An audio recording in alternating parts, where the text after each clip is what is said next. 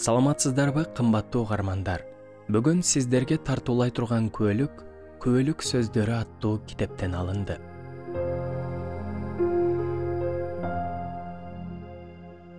Менин атым Асан.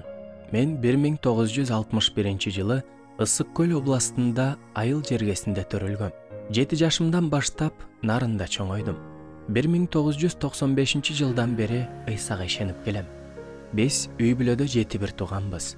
Мен ортончусумун. Менин атам сварщик болуп иштечү. Атам 5 жашында атасы каза болуп калып, жетимдер үйүндө чоңойгон экен. Апасы болсо башка кишиге турмушка чыккан экен. Апамдын болсо 15 тууганы болгон. Бирок апамдан башкасы баардыгы каза болуп калышкан экен. Менин ата-энем динди бекем карманган эмес.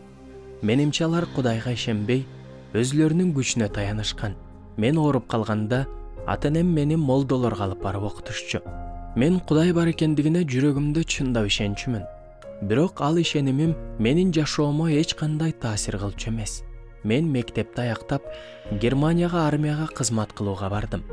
Ал жактан кайтып келип үйлөнүп, 2 кыздуу болгонбуз.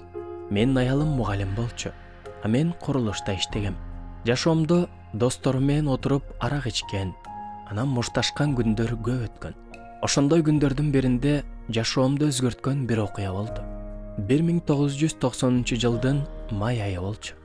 Досторум чогулуп отуралы дешкенинен мен көчөдөн арак алып келгени чыккам. Дүкөнгө кетип бара жатып, мени машина уруп кетти. Катуу жаракат алгандыктан 6 жумада эсиме келбей жатыптырмын. Эсиме келип ойгонсом, 2 бутум сынып, башыман оор травма алган экенмин.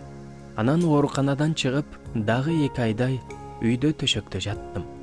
Жата берип зерип кетип, басып көрөйүн деп аракет кылып, бутумдун сынып, кайра бүтөйүн деп калган жерлери дагы ачылып кетти.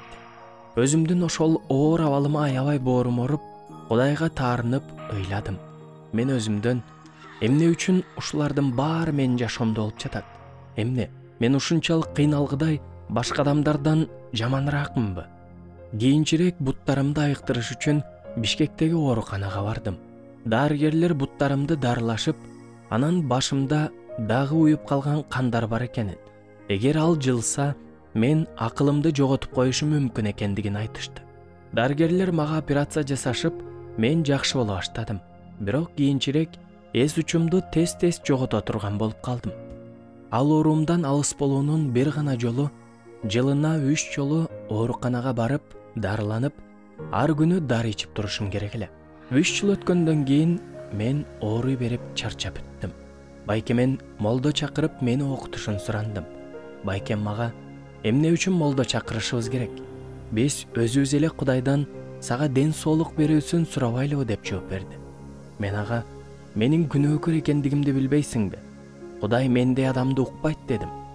Бирок байкем мени молдосу жок эле өзүбүзчө сыйынганга көндүрдү.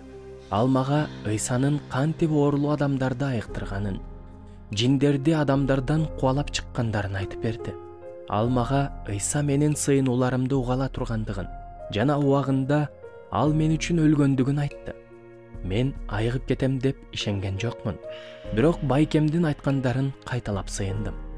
Көптөгөн адамдар Кудайдын оорулардан айыктыра алышына өздөрү көрмөйүнчө ишенишпейт. Бирок мен айтам, Кудай мени ошол күнү ооруларымдан толук айыктырды. Кудай мени айыктырганда менин үстүмдөн оор жүк түшкөндөй болду. Мен өзүмдү абдан жеңил сезе баштадым. Ооруканага барып, ал жердеги оорулуу адамдар менен дарыгерлерге кантип айыгып калганымды айттым. Алардын көпчүлүгү мага суроолорду беришти, жана көпчүлүгү ишенишкен жок. Дарыгерлер мага, эгер сен чындап эле Кудайдын айыктыргандыгына ишенсең, ошол жолду уланта бер деп мага каршы сөздөрдү айтышкан жок. Дарыгерлер жана башка адамдар мага толук ишене алышкан жок. А бирок мен Кудайдын кантип мени айыктырганын көрдүм. Мен дагы Кудай мени ошондой абалга эмне үчүн салгандыгын түшүндүм.